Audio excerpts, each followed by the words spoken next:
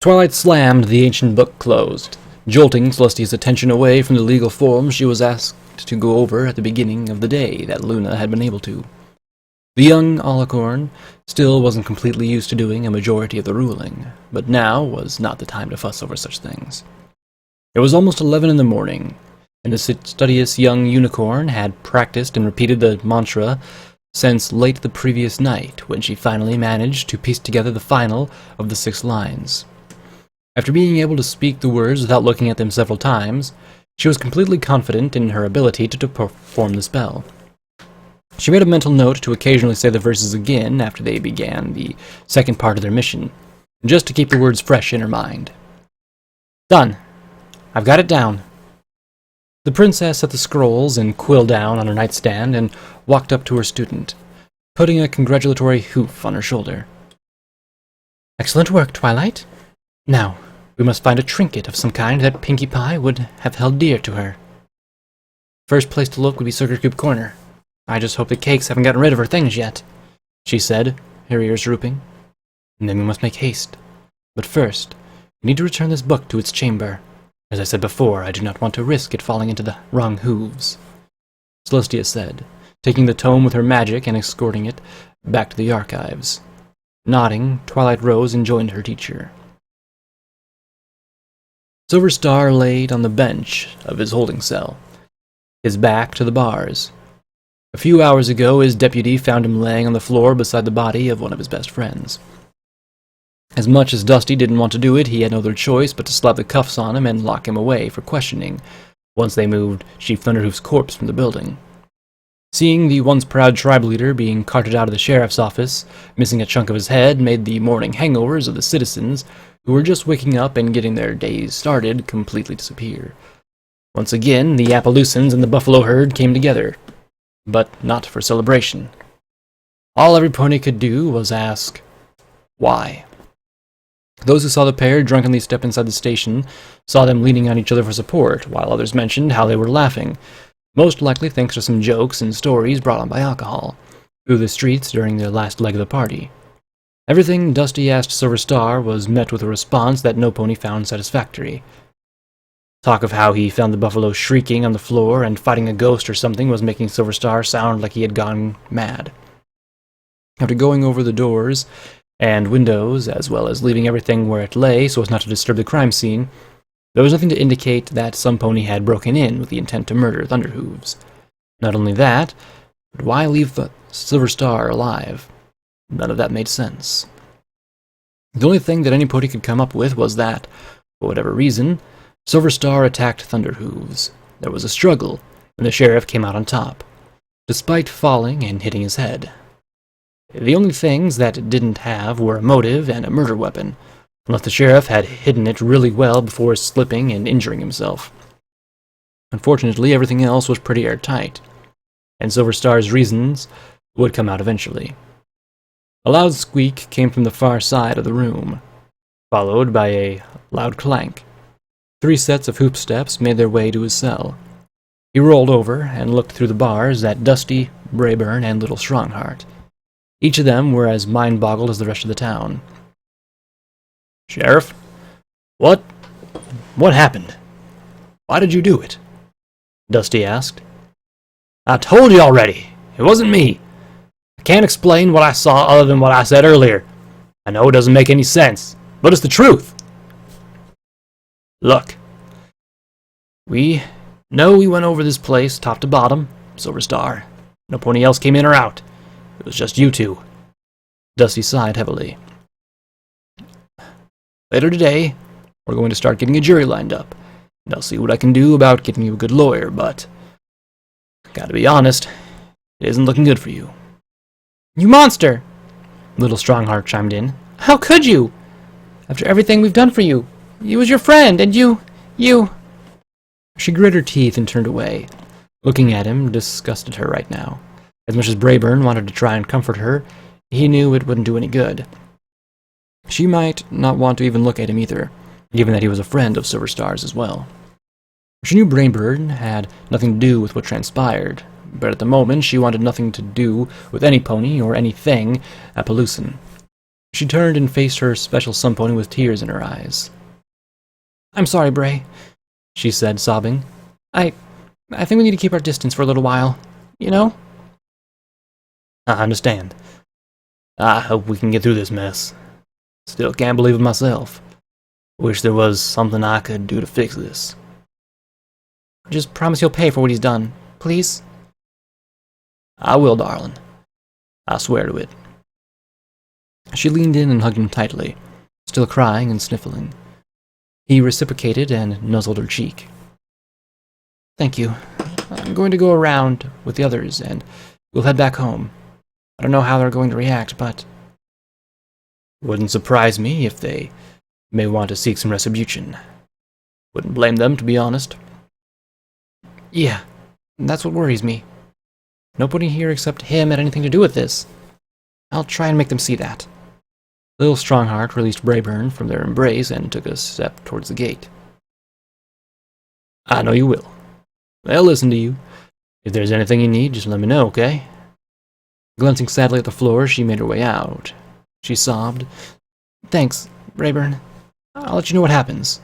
Take care." "You too." As Little Strongheart left the detention area and disappeared from sight, Brayburn let out a heavy, miserable sigh. First Applejack, and now this.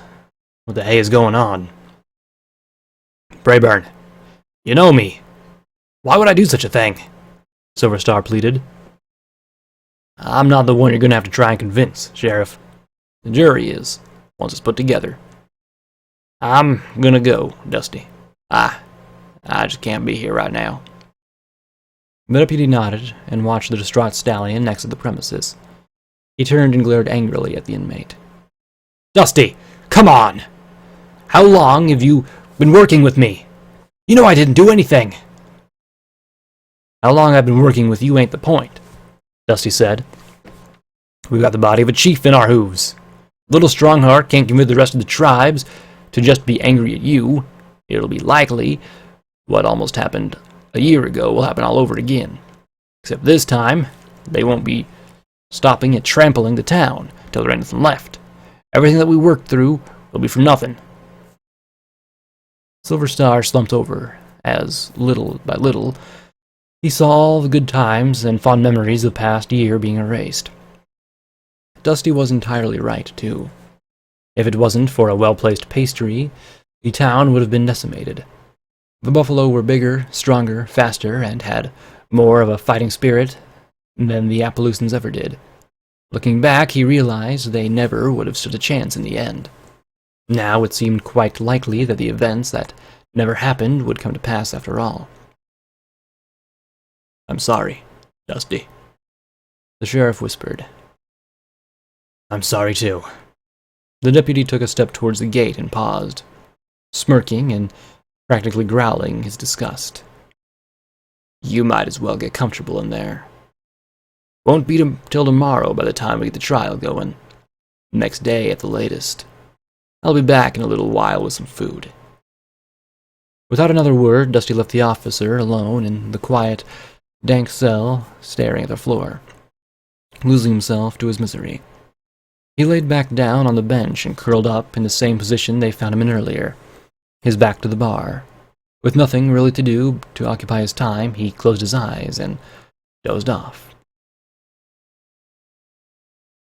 SilverStar slowly walked down the main road at the center of Appaloosa.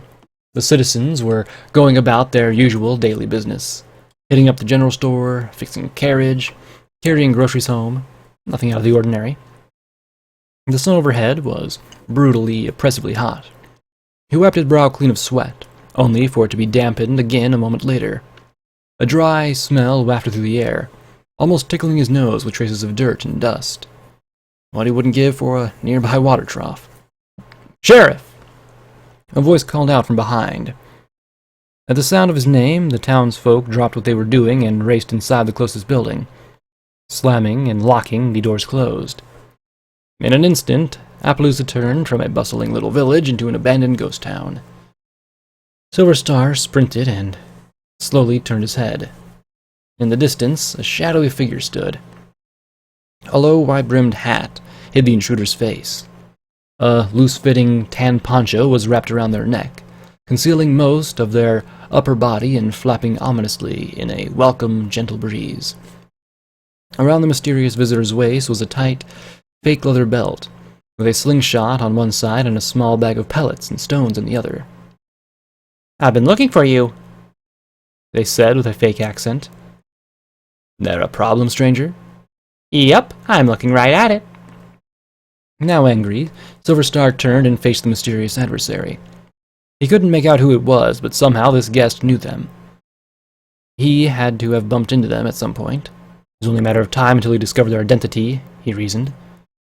Ponies like this one always felt they need to let you know who they are before they did the deed. "What have you got against me?" SilverStar asked.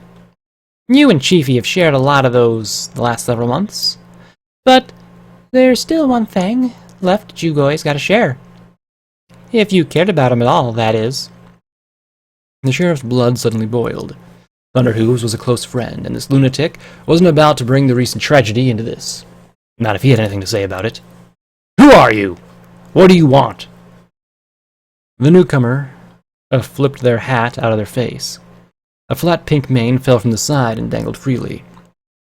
A pair of angry blue eyes peered out from under the brim, and a grisly smile reached across her face. SilverStar gasped as he saw her. Though it had been a while, he remembered the mare as clear as day. Her and that awful song had nearly led to the town being destroyed, if it weren't for a well-placed pie. "Howdy, partner," Pinky growled. "You? What are you doing here?" He spat on the ground, never taking her eyes off SilverStar. "I'm here to kill ya." "What? Is that some kind of joke?" Pinky didn't respond. They stared each other down, he in confusion and she with a fury in her eyes that burned as hot as the sun overhead. A light gust of wind blew a tumbleweed by, kicking up swirling, reddish dust. "Draw," she said quickly. "Huh?" "Draw!"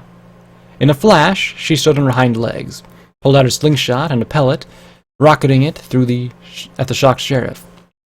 He ducked out of the way just as quick and unholstered his pistol, firing off a single shot at the psychotic pony and catching her square in the chest. "Oh, you got me! Everything's going dark. So cold. Ugh."